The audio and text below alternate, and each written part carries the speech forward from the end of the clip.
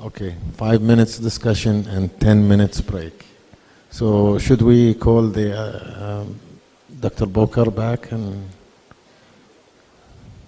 and did Dr. Michael Allison leave? Ah, good. Just a question regarding the ECMO.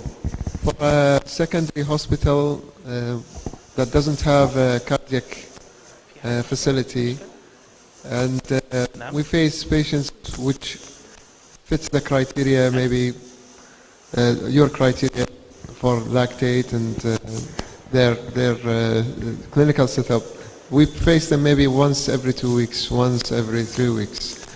What's your advice for us? We really like to endeavor into that project. Working. I think you've got to look at this as a systems issue.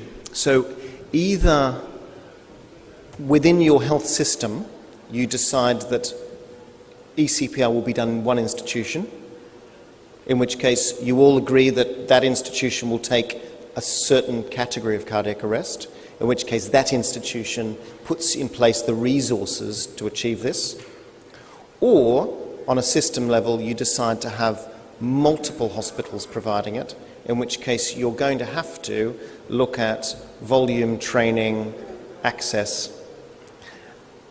In short, if you want to do this, you've got to be trained to do it. You've got to have the infrastructure there, and this is a 24/7 infrastructure. So you've got to have somebody available within 10 minutes, 24 hours a day, in order to place the cannulae.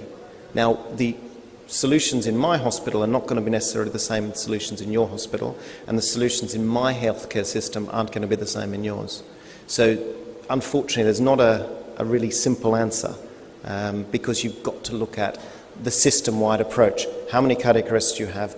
What are you going to do with these patients downstream? Are you in a position to be able to withdraw at day 3, 4 or 5, as I am, for patients who have significant neurological injury?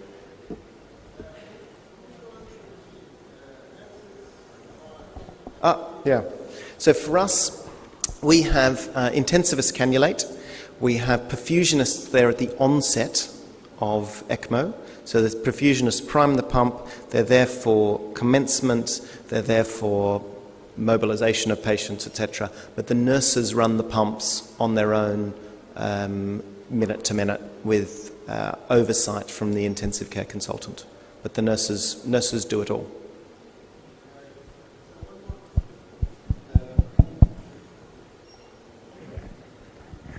Huda, do you? Yes.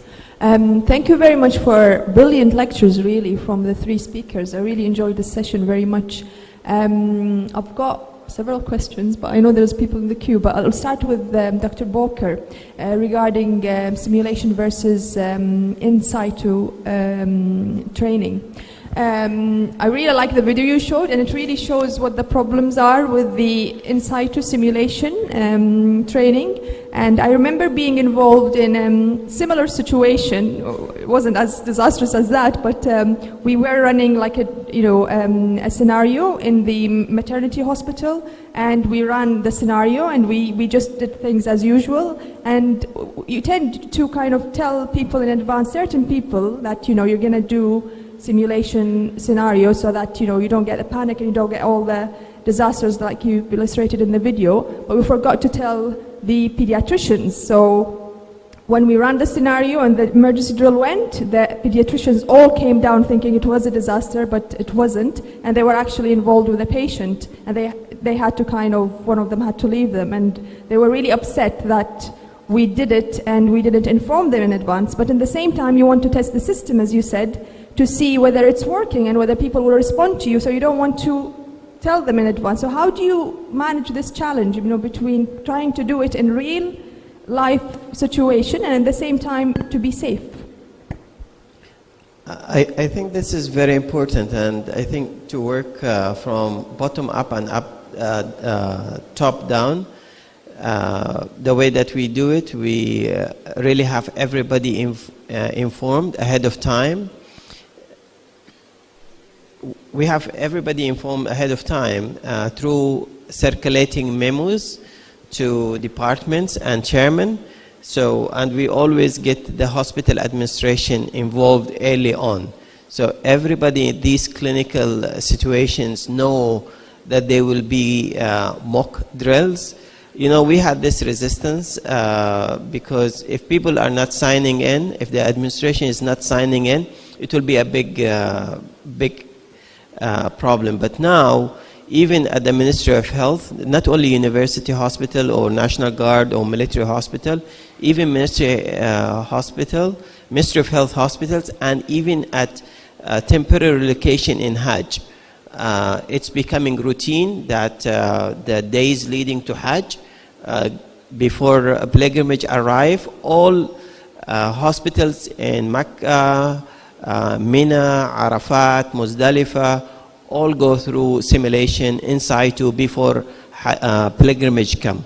So it takes time, but communication, written meetings, preparing everybody, but it's essential to test the system. You just can't do everything in the simulation center and expect people to transfer this back. So you need to make the connection, and the more experience you have, the more things in the system you will find, you will fix it the next time. Thank you very much. Salah again, please.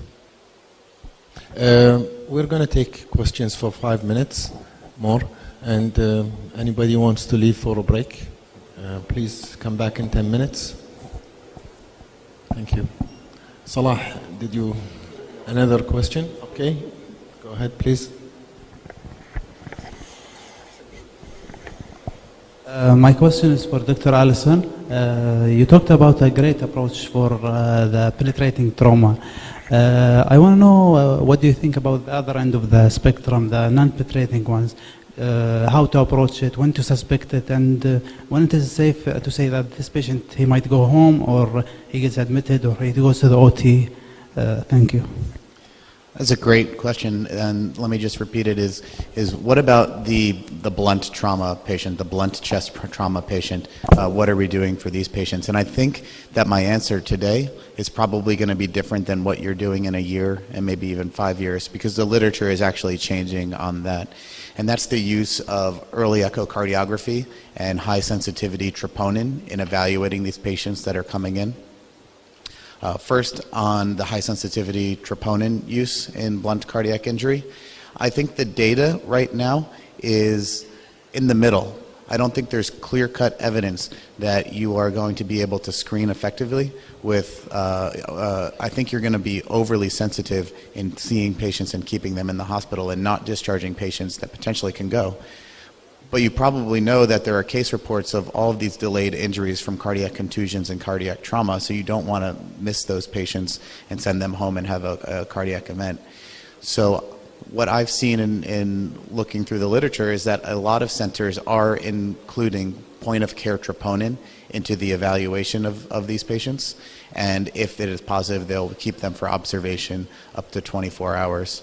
There are some centers that have not adopted point-of-care troponin, but I think it's going to become more common, and I think within a couple years' time, it's probably going to be universal. The guidelines right now just suggest that if you have blunt cardiac trauma, the only thing you need to do is do an EKG to look for dysrhythmia. So that's the guidelines as they currently stand, but I think guidelines are going to change. Final question from Hussein, please. Yeah, Dr. Nicholas, thank you for this presentation.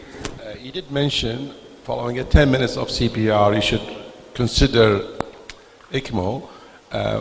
That will be a lot of time wasted then really to activate the system, because as you said, it's not about a machine, it's about a system, about a team, which a lot of hard work, a lot of time will be wasted.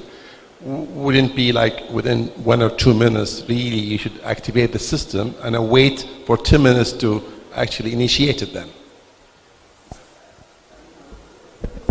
So it depends very much on what your system looks like.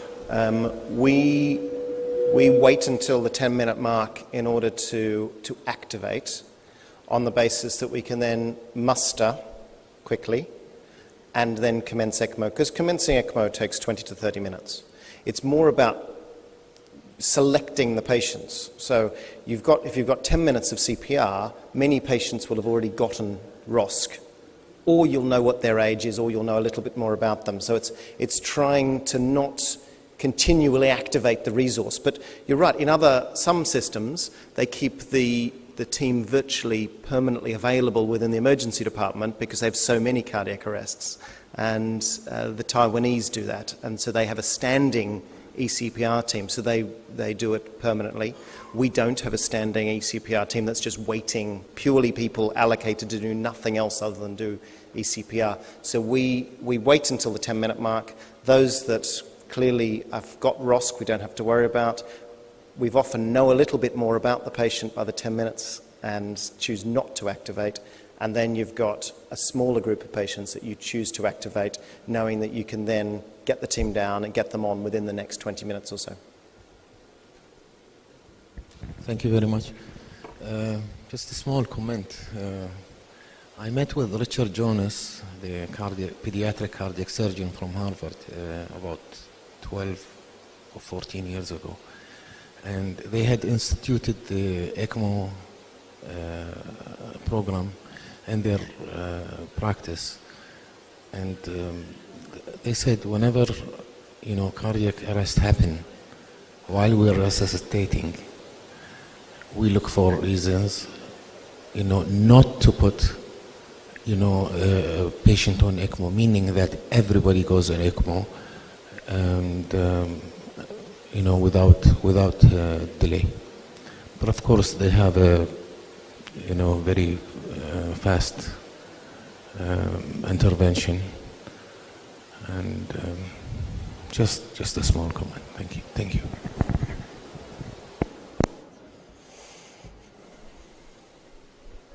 Sorry.